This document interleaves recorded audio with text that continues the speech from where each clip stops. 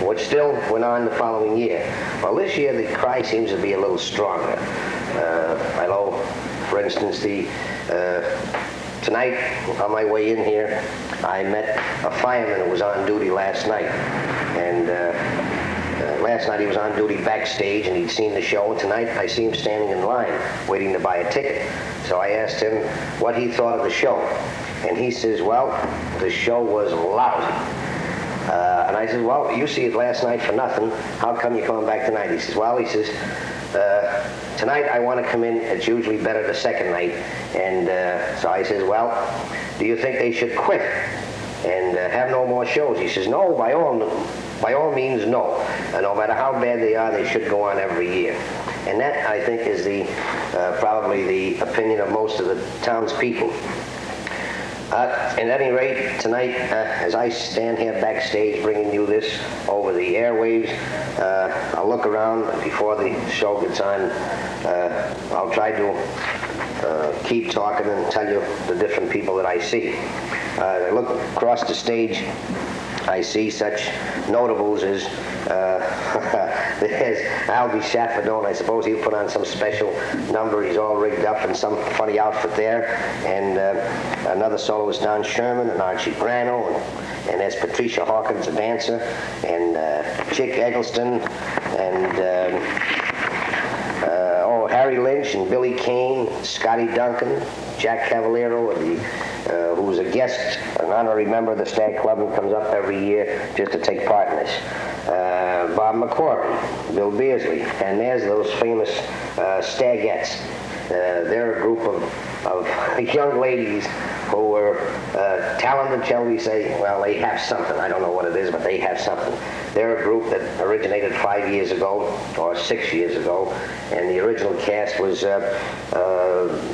Michelle Brasino and Juanita Lyons and Josephine Davis and Carlotta Dunbar and Edwina Landers. And of the original five, Edwina Landers is the only girl that had the stamina to stick it out. And Carl Dunbar left first, and he was replaced by Alberta Chaffadone. And the following year, Josephine Davis left, and he was replaced by Camille Del Vaglio. And now this year, with Michelle Brasino gone and Juanita Lyons gone, they're replaced by, who is it now? McDermott, a girl named McDermott, and another one named McKay. Well, then there's, in the chorus, let's see now, they're getting ready to sit down, and I'll see if I could point them all out to you or name them all out to you. There's Walter Robinson, a teacher, George Ennis, an old standby of the famous Ennis family, and Benny DePico, and Bruno DePico, and Mario DePico, three famous brothers. Mario was a former president of the club and former soloist. Gene Vision, Johnny Ashak, and then there's another pair of brothers, Bob DeFury and Armand DeFury, who have been with the troupe a long time. Bob, incidentally, was a soloist at one time, too. Another pair of brothers, Bob Brown and Don Brown, and Silvio Pecco, a former soloist, too. Wally Dyson, an old-timer, so old I wonder what keeps him going. And Teddy Irwin, and another pair of brothers, Tommy Monahan and Matt Monahan, who there's so much to say about them, you wouldn't have the time.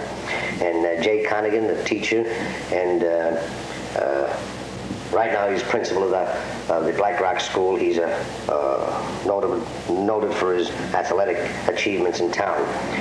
Paul O'Brien, another former ex-president of the Stag Club, and he's the one whose wife is a choreographer for the Stagettes. And then there's Dan Lyons, who's replacing his brother John, who for some reason or other couldn't be in the show this year. Ray Ryan, another teacher and athlete, and Roger DuPont, one of our local businessmen, and I think that about covers your chorus. Now, the big question again comes up. Will this show go on again after tonight? After the show, I'll try to interview some of the cast, possibly the audience, and Jack Waters. Oh, and incidentally, this broadcast is being wired directly to the president of the Stag Club's house, and the president is sick at the time, and so he's unable to attend and see the show in person, but he will hear the whole thing as it goes on. And after this is over, we'll try to get over to his house and interview him and see what he thinks of the show, and so forth. Now, there isn't too much time left. There's a lot of commotion around. Here's two I almost forgot. There's a famous pair, Walter Cross and Henry Sid. They're famous for skits. Some consider them nonsensical, but very entertaining. I'm sure they'll do their best, and you'll enjoy them. Well, with that, I think I hear the buzzer. I notice all the chorus is ready to sit down. They're going to their places, and so if I must leave you all of a sudden, you'll know what happened. With that, I say now the question is again, will the show go on again after tonight or not? And I think it's up to the audience and the people themselves that put it on.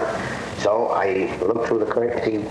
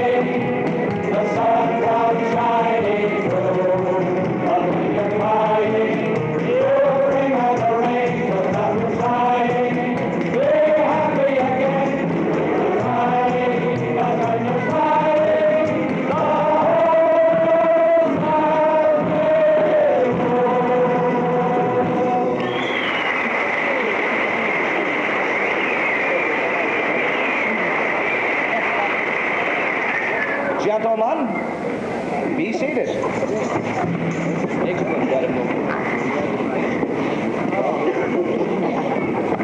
Thank you very much, ladies, gentlemen, and guests. We're very happy to see you all here tonight. This is the 14th time that the Stag Club has put on a minstrel show. And we've been thinking for the last couple of years that probably this is our final performance. We're not sure yet. Last night it was quite tough. But we've had a good time putting on the show, and I'm sure that most of the people in town have had a good time watching us do it. And you can't feel sorry for us either, because after 14 years, I feel that we're the first show in history that's had a longer run than 80s Irish Road. And as I look around, I see that we still have the same producer that we had 14 years ago, Jack Waters. We have some of the same members of the cast, some of the same songs, and those of you that were here last night, and I don't think there's one, will agree that we have the same jokes. But anyway, we worked hard on the show, and we hope you'll enjoy it. And right now we're going to start the show off with a newcomer to our program. He's operating under a new name, a young fellow from the South End, a man who believes that there's no business like show business, Albie Chaperone, the proprietor of Albie's Package Store. And he's going to sing with the wet bottom and bop bobbing along.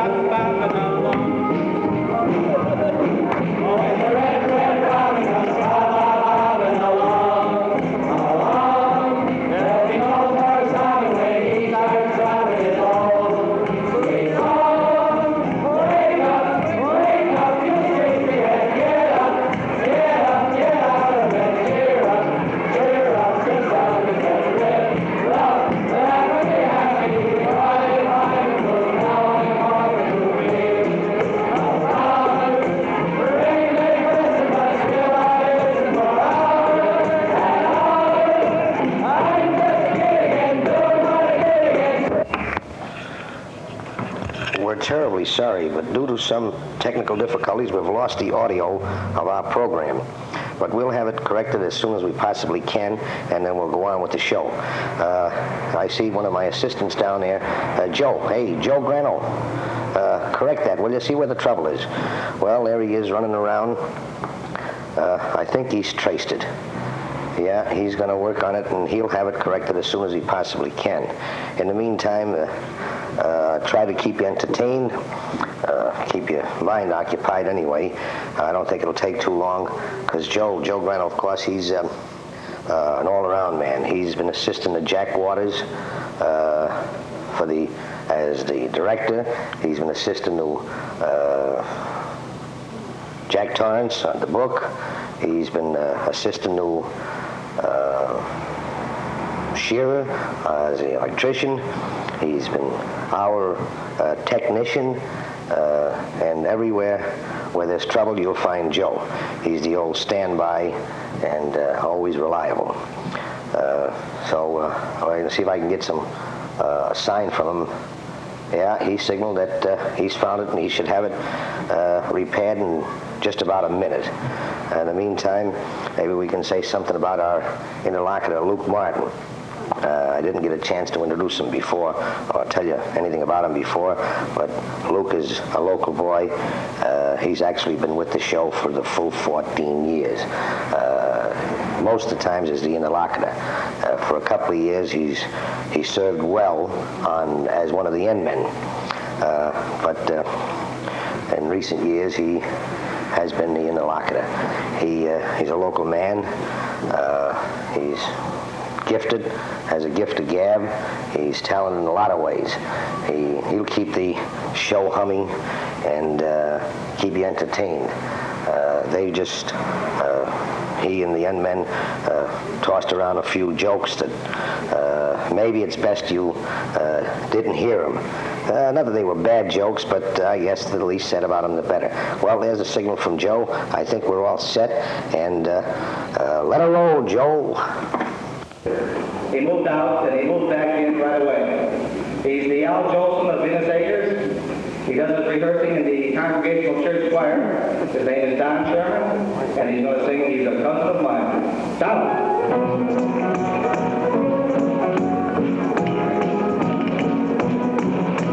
There's a rumor around the neighborhood, and it's all about Julie Brown. It seems her long-lost cousin Jeremiah has lately arrived in town. When Julie's feller came to call one Sunday afternoon, he found the pair sitting there just a spooning in the glow.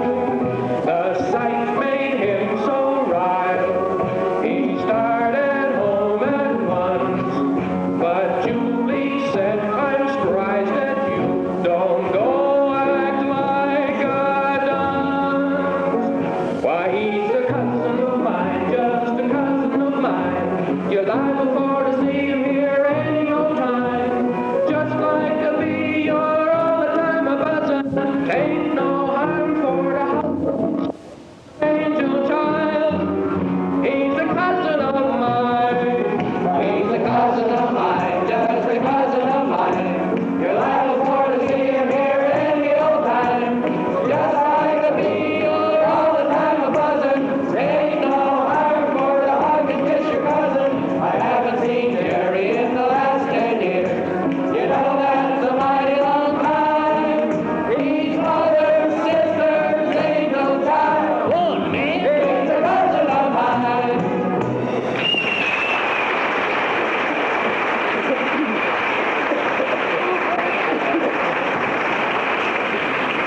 Hey, Brother Luke, Yes, Mac? you know that Jack McDermott is one of those new low sports cars that are on the market now? Well, Jack McDermott is the type of guy, Mac, that likes to keep up with events. And if there's a new car around, Jack will get it. That's an MG, Luke. Anyway, the other night, Jack was down to Innis's Sandbag parking with one of his many girlfriends. And as they were parking there, the girl said, Jack, I think it's beginning to rain out. Would you stick your head out and look, please? So Jack stuck his head out, pulled it back in. He wiped off his brow and he said, don't worry about a thing, honey, he said. Just my luck. It's the third time this week I got caught parked under a horse.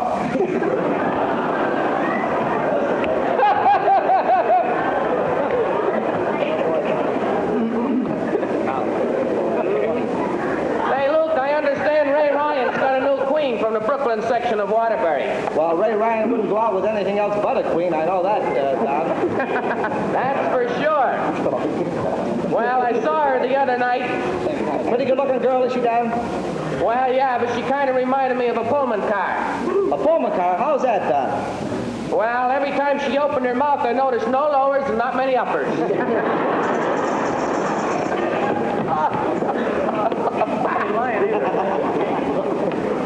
I mentioned before that when we started in 1940, we still have some of the same members of the cast that we had back then. In those days, we had a young fellow, a very sprightly young man named Archie Graham. He was a ball player, and that was the time that everybody was jumping to the Mexican League. And that year, Archie sang South of the Border. He's coming back tonight, and he's going to sing Every Day of My Life. Archie.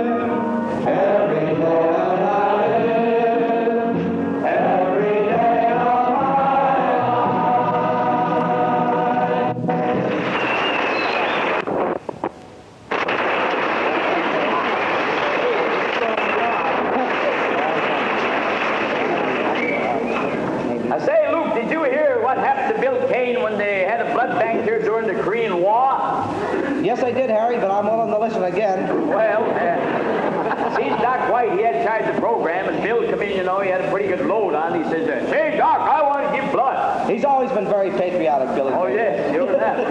Well, Doc says, "Bill, I'm sorry, but we couldn't take you because you show 75% alcohol and 25% blood." Billy must have had an answer, Harry. You're right. Bill says, "Well, look at all the enterprise, and I freeze, I can just..."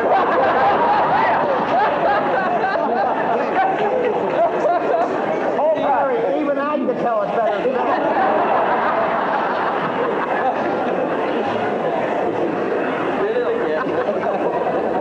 He's better than that, Ted.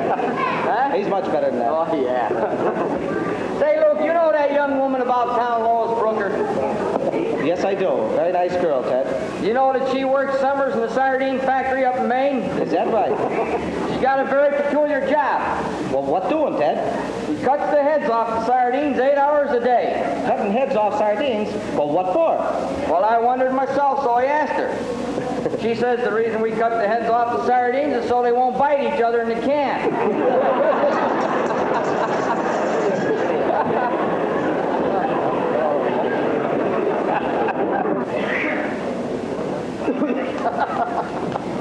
Very bashful young girl. She learned at Charleston, but she's way behind the rest of us. We come from the days when we used to live in Charleston, the Black Bottom, Rush the Growler. Those were the good old days. You're older than I am, Luke. But right now we have so many problems. Route 6, where they're going to run the railroad, where they're going to build the dam. And we got one man in town that has to worry about all of those things. Combination of all of them. He's our first selectman, and I think you'll agree with me that he's made an excellent choice of his song tonight, singing the blues. Cheers. Well, I never felt more like singing the blues, 'cause I never thought that I'd ever lose your love. Why do you look this way? Well, I never felt more like crying all night, 'cause everything's wrong and nothing ain't right without you. You got me singing the blues. The moon and night will won't shine. The dream was gone, I thought was mine. There's nothing left for me to do but cry over you. Yeah, I never felt more like running away, flying like home, 'cause I couldn't stay without you. You got me singing the blues. Well, I never felt more like singing the blues. I never thought that I'd ever lose your love, dear. Why did you do me this way? Well, I never felt more like crying all night. 'Cause everything's wrong and nothing ain't right without you. You got me singing the blues. The moon and stars no longer shine. The dream was gone, I thought was mine. There's nothing left for me to do but cry over you. Well, I never felt more like running away. Oh, why should I go? 'Cause I couldn't stay without you. You got me singing the blues.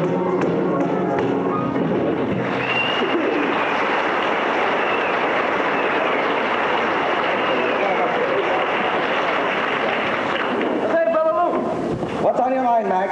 you know Al Ebner, the principal over the high school, really has his troubles with the kids. Well, I would think you would. That type of a job, it's a tough job, Mac. Well, it's an easy job, but it's tough. Show them.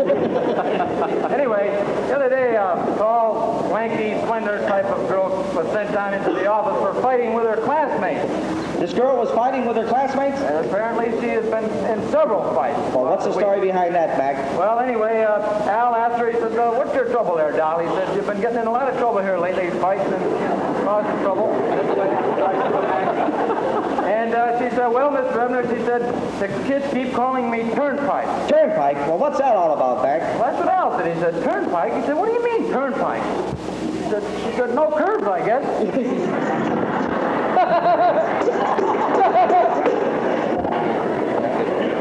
All right. You'll get your reward in heaven. Well, it will. If you stop telling those jokes. Say, Luke, Yes, Don? I'll try it now. Stevie Morse arranged a lecture down here at Black Rock School. Psychologist talked on family relations. Well, I think that's a good idea, Don. There should be more of that. That's right, to help everybody understand everything. During the... Hold your horses, man. Now don't get switched off. During the course of the lecture, the man says, is there anybody here that would let his wife be slaughtered and not do anything? Slandered? Oh.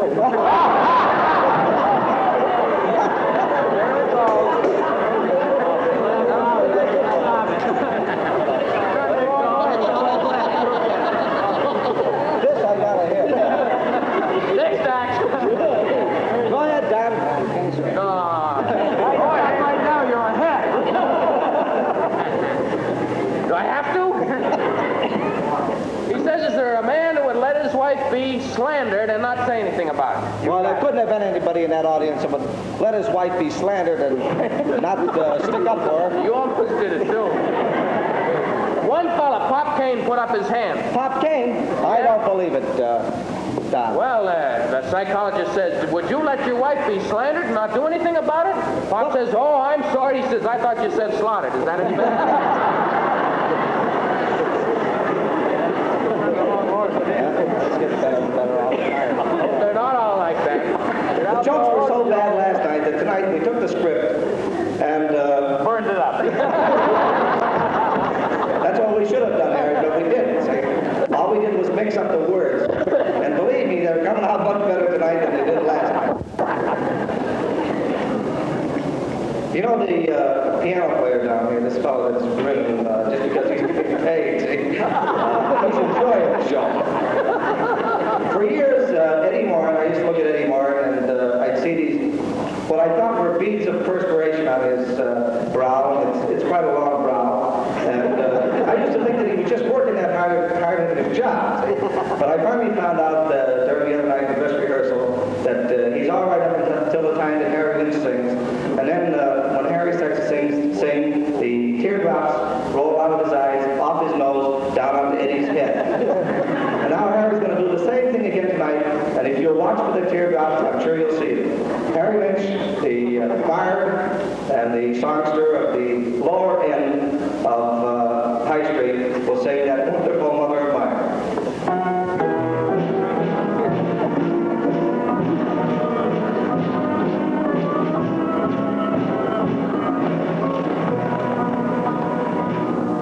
The moon never beams without bringing me dreams of that wonderful mother of mine. The stars never shine, but a message they bring of that wonderful mother of mine. Just to bring back the days that were so dear to me.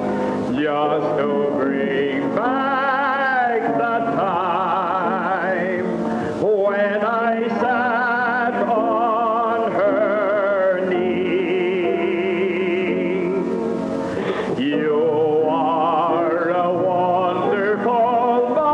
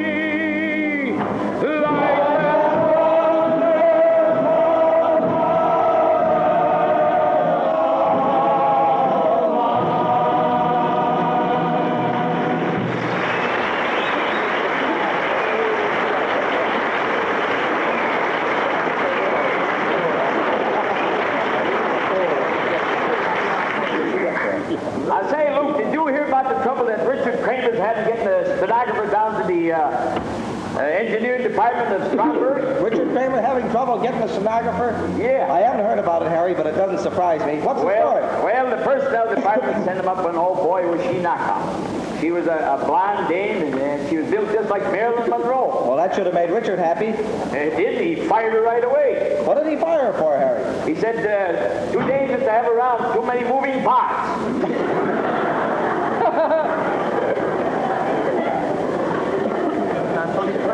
Doesn't get much better, does it? That'd be better. This won't help it. All right, we'll outweigh them. Look, you know those two rising young industrialists in town, W. Churchill Rickmeyer and Frank the Bishop? Oh, yeah, Thomaston Special Tool Company. Yes, I know him well, Ted. Well, you know, Frank was building a cottage up at Bantam Lake, and Rick was helping him. So Rick was up on the scaffold and nailing clapboards onto the side of the cottage, and Frank was down on the ground watching him. Rick would drive in a few nails, and he'd look at him and throw 3 or 4 over his shoulder and drive in a few more. Frank looked up and he says, "What are you throwing those nails away for, Rick?" Rick says, "The heads are on the wrong end." Well, Frank must have had an answer for that. What did he say, Ted? Frank says, "You damn fool, those are for the other side of the house."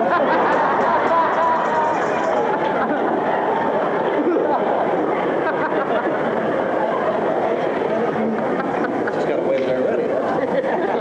You're getting better, Pierce. How'd you do it? And now we come to the bright spot of our program. It's one that we all look forward to. Don't try. Don't keep it in suspense, there, Luke. A young man who has been in the show for many years under protest. He keeps coming back year after year, and he's delighted many hundreds and thousands of people. The hundreds and thousands of people are those that don't come to the show. He comes from what we call the wrong side of the tracks. That's the east side. And when they get that little highway in over there, this will be the wrong side. You can say He works at the tea house, the Thomaston house. His name is Willie King, and he's going to sing "Roll, Roll, Roll."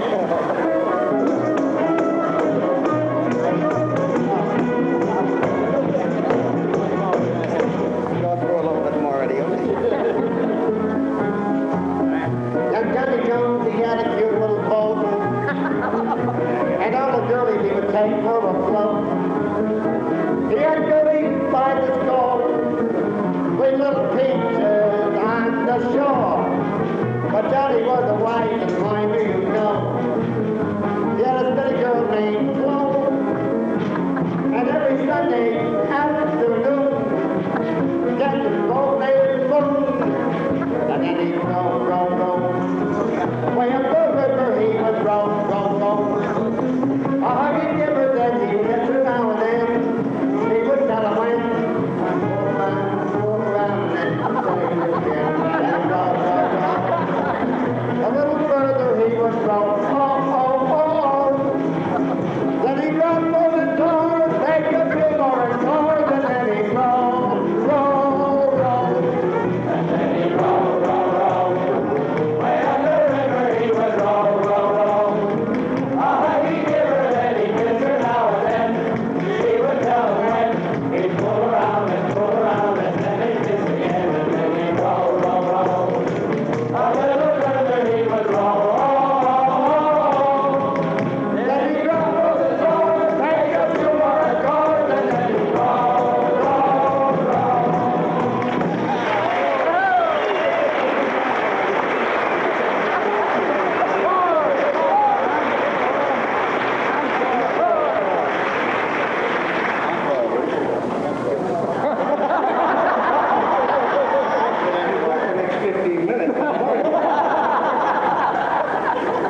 Luke has a little sketch around here that I think that he wants to do, see, because, I mean, actually, Luke and I are kind of carry this whole show. Well, Billy, it's nice of you to say. All right, I'm I trying think it out. Luke is doing a better job than I am. I'll let Luke do the talk. All right, I'm trying to sit out. That's right. It'll get your promotion.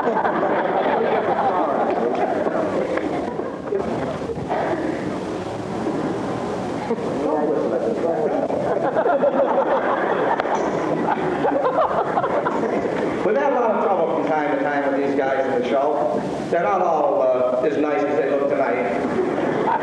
The ones on the end are about as dirty as they usually are. Thank you. That's a dirty thing to say. Billy Kane, is one of these fellas that comes up here and he sings a song and sings it fairly well. And he gives people the impression that he's a pretty nice guy, too. This is our last year, so I'm going to tell the truth on everything. He's not so hot. He's given us a lot of trouble over the years. He always wants to have his name in the paper. There's a picture in the paper, he wants his picture. There's a picture on anybody's doorstep or on any telephone pole, he wants to be his picture. So this year, finally, we decided we'd do something for Billy in honor of his past service and his promise to quit. So we had his picture printed in the Waterbury Republic of America. Bridgeport Herald. Billy was very happy and very gratified about it. And so were the state police. They've been looking for him for 7 years.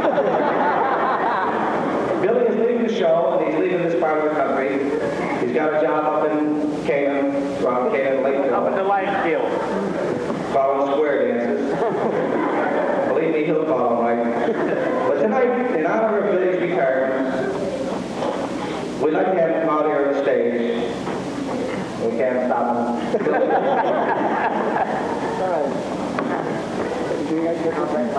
I don't trust you.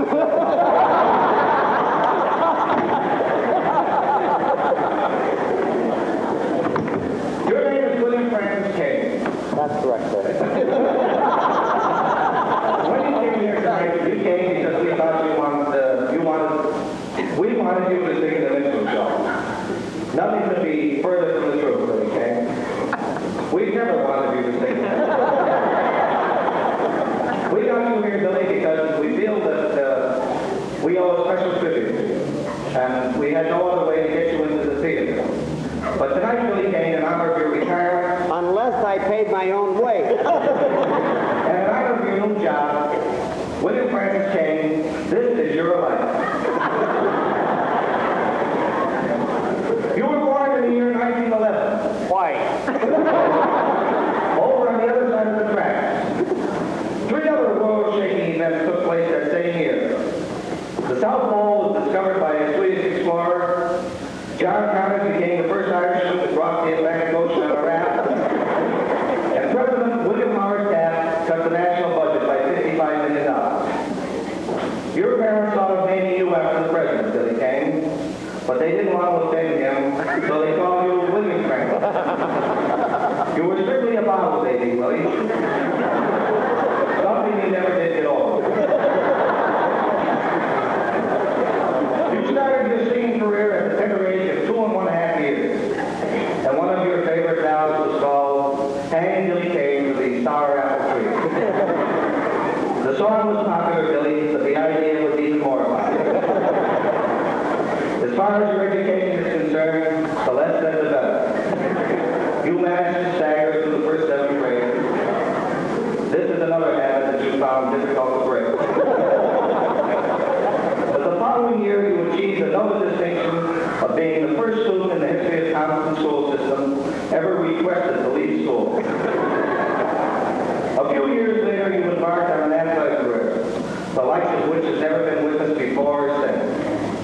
As star halfback on the famous Thomaston Tiger football team, you were known as the galloping ghost of the Naugatuck Valley. Not so much for your running ability or your speed, but because you were so scared all the blood was drained out of your face. The most memorable feat on the gridiron that day was the fact that you made a 500-yard run with Francis Kane, the only one in football history. It started down on the full Avenue Meadows at the 50-yard line, and it wound up down in the feed store. With that big 200-pound tackle in your straight arm after you every step of the way. That was the same year, Billy, that you started your career as a pilot. And you really have a record that has never been approached. The record book shows that you never lost an argument, but you never won a fight. In the meantime, you were working your way up to top shelf over at Innisbrook. They had big plans for you, Billy Kane, but lo and behold, the same fate befell you that happened to millions of young red-blooded American boys. A war was on, and at that time, President Roosevelt was scraping the bottom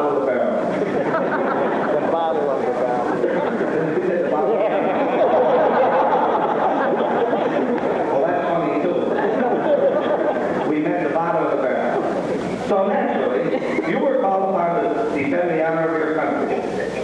After your basic training, you were shipped over to Europe, to France. Needless to say, you were the greatest thing to hit that country since the Eiffel Tower. You became known as the pride of the Pigalle, the monster of Montmartre. And you were the idol of all the French madames and mademoiselles alike. You served your country well, although you were in the guardhouse a good deal of the time, through no fault of your own. It was a simple case of misunderstanding on the part of the military police and the local gendarmes. After your discharge, you decided to rest on your laurels for a while, but a local businessman was looking for a man of your caliber to fill a new position at his emporium. This was the beginning of a new and brilliant career for you as bartender at Henry Stizz's Thomaston, a position you hold to this day.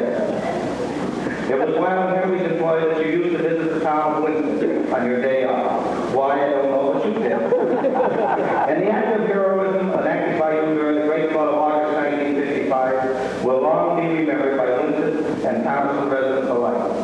It seems you saved the lives of 8 or 9 women, ages unknown, by leading them to safety through a window that you broke out at the Hotel Winchester.